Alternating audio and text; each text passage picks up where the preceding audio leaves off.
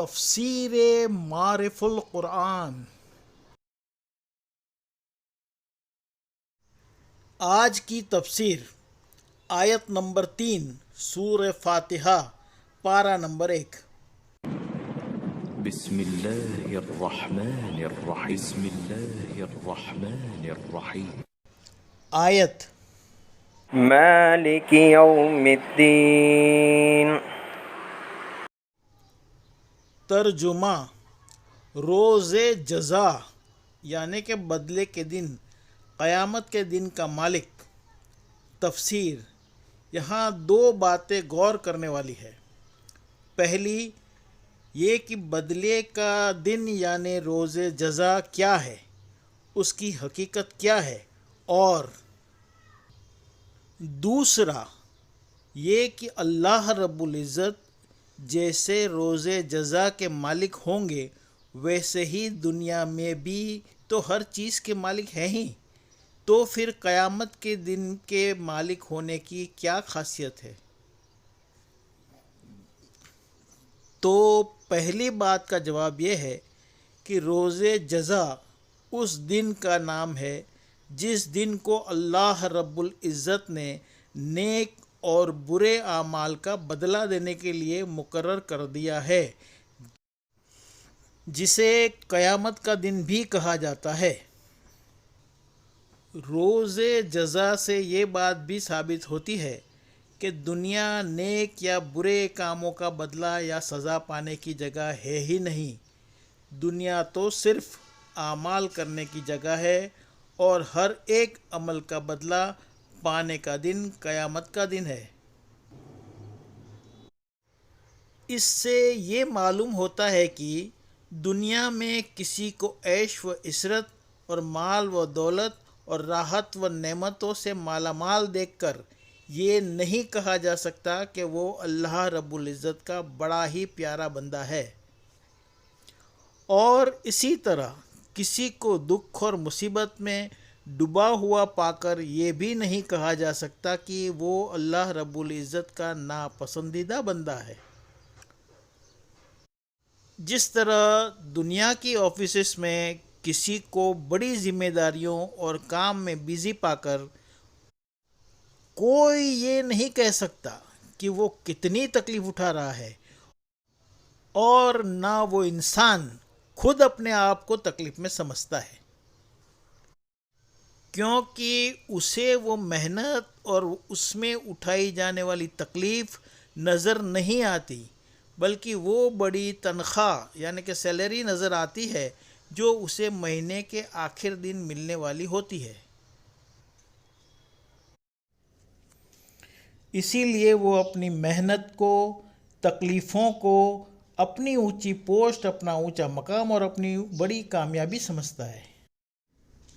یہی وجہ ہے کہ اس دنیا میں انبیاء علیہ السلام اور ان کے بعد اللہ رب العزت کے برگزیدہ اور ولی بندے سب سے زیادہ مصیبتوں اور تکلیفوں میں مبتلا ہوتے ہیں، اور وہ اپنی اس حالت پر بڑے ہی مطمئن بھی نظر آتے ہیں۔ ہاں، کئی بار ایسا ہوتا ہے کہ کسی عمل کی جزا یا سزا کا ہلکا سا نمونہ دنیا میں بھی ظاہر کر دیا جاتا ہے، جس سے بندہ اپنے برے اعمال سے رک جائے اور نیک اعمال میں آگے بڑھنے کا اسے حوصلہ ملے۔ لیکن وہ کچھ ہی دن باقی رہنے والا ہلکا سا دنیاوی نمونہ ہی ہوتا ہے، اصل اور ہمیشہ ہمیشہ باقی رہنے والا پورا بدلہ تو قیامت کے دن ہی دیا جائے گا۔ جیسے کہ قرآن پاک میں اللہ رب العزت فرماتے ہیں کہ ہم لوگوں کو آخرت کے بڑے عذاب سے پہلے کئی بار دنیا میں ایک عذاب قریب کا مزہ چکھا دیتے ہیں تاکہ وہ باز آ جائے۔ اس آیت میں دوسری بات جو قابل غور ہے اس کا جواب یہ ہے کہ بے شک